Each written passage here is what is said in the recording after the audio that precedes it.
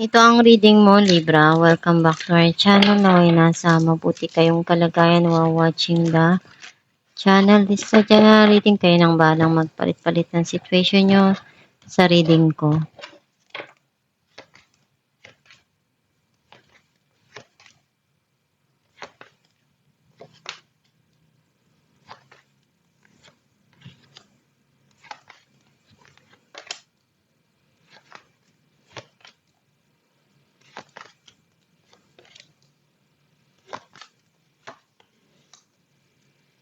At the bottom of the deck, Nine of Swords.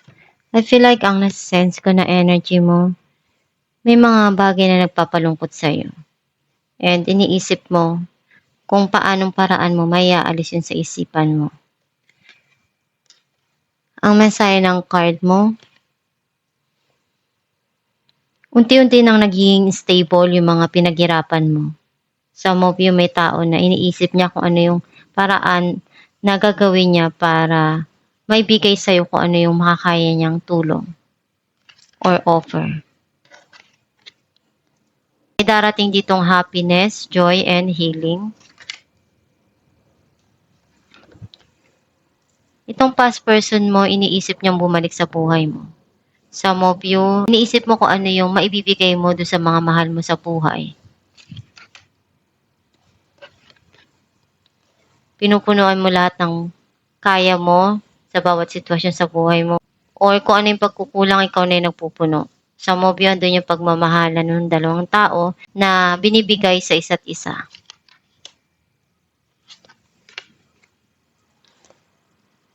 May mga gusto ka ng kalimutan at harapin sa buhay mo. Some of you, may gusto kang puntahan. Nagkaroon ng pagtatapos doon and may papasok na dito na pagsisimula.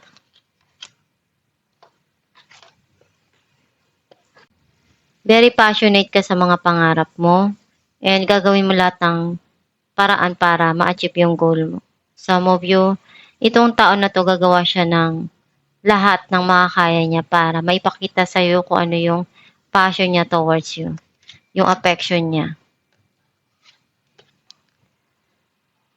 May mga naaalala ka sa mga nangyari sa buhay mo sa past and binabalikan mo yun palagi, naiisip mo yun kasi mayroong mga bagay na hindi mo makalimutan doon.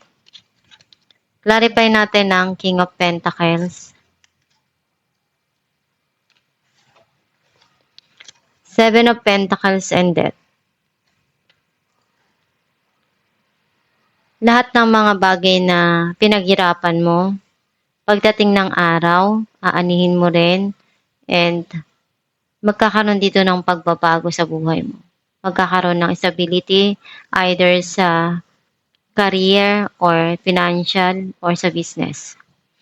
Clarify natin ang Six of Cups. The Emperor and Magician. Itong past person mo, may mga bagay siya ngayon na gustong gawin. And kinokontrol niya yung nararamdaman niya right now.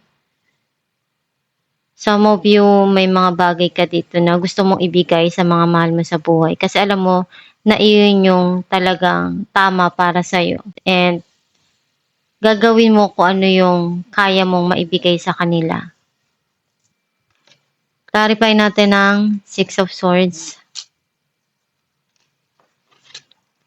Ten of Cups and Three of Pentacles. May parating dito na long-term na emotional happiness. Meron kang aayusin or i-build para sa kinabukasan mo.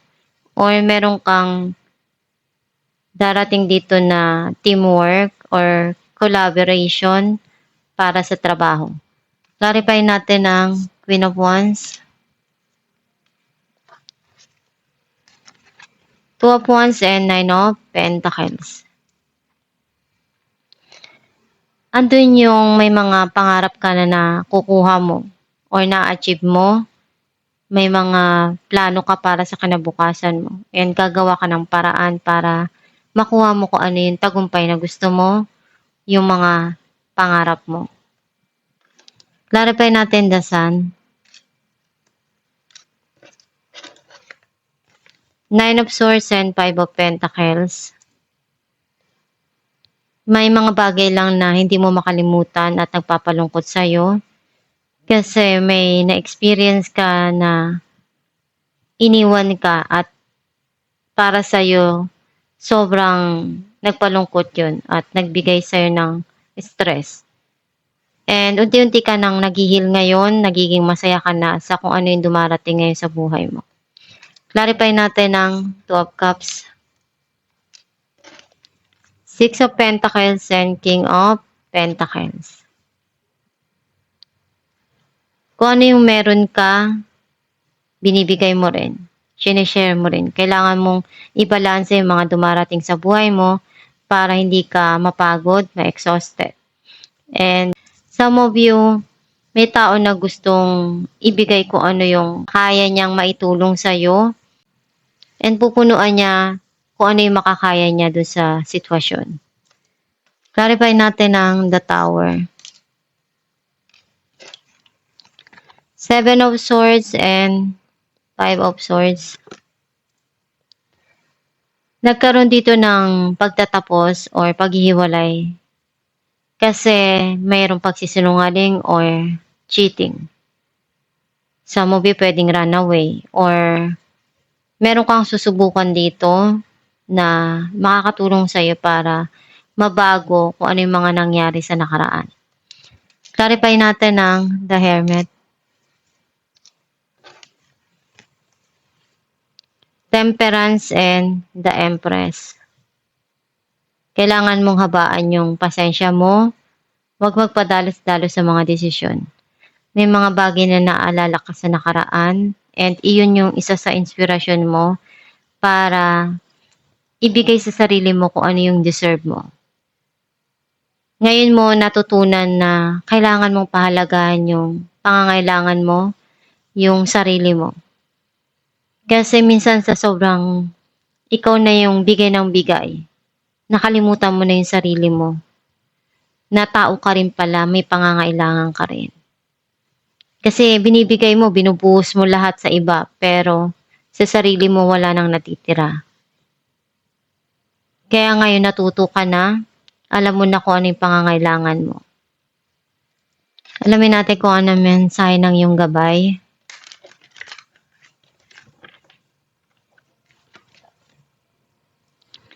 Fresh air. Your body needs refreshment from oxygenated air generated by grass, trees, plants, and flowers.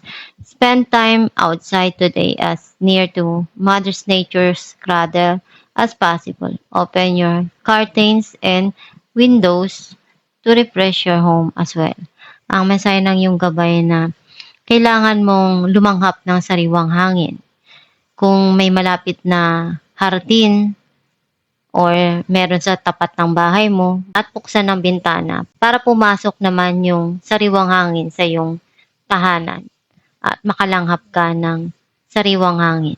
Kung wala naman, kailangan mong lumabas ng iyong tahanan para makalanghap ka ng sariwang hangin at makakatulong yun para sa iyo na ma-refresh yung pakiramdam mo, yung isipan mo. And ma-realize mo na ang buhay pala mahalaga at kahit na ano yung pinagdadaanan mo sa buhay, masaya pa rin. Ano mang hirap yung dumarating sa'yo na pagsubok, alam mo na kaya mo yung malagpasan. Magtiwala ka sa kakayahan mo at sa Diyos Ama na tutulungan ka doon sa mga pinagdadaanan mo. Huwag kang magpadalos-dalos sa mga desisyon mo at pag-isipan mo palagi yung mga desisyon mo na gagawin sa buhay para hindi ka magsisi sa huli. And isipin mo palagi na maging positive sa mga darating at pangarap mo sa buhay na ma-achieve mo yon. Huwag kang susuko at hihinto na mangarap. And one day, kung ano yung gusto mong makuha sa buhay, mapapasa kamay mo rin yan. Magtiwala ka lang sa kakayahan mo at kapit lang palagi sa Diyos. Magdasal ka lang at hilingin mo sa Diyos na ibigay sa'yo kung ano yung mga pangarap mo. And gawin mo lang palagi yung makakaya mo na malagpasan yung mga pagsubok na pinagdadaanan mo at makuha mo rin kung ano yung gusto mo sa buhay. At itong yung reading libra, kung naka-resonate ka, kindly comment down below. Thank you for watching.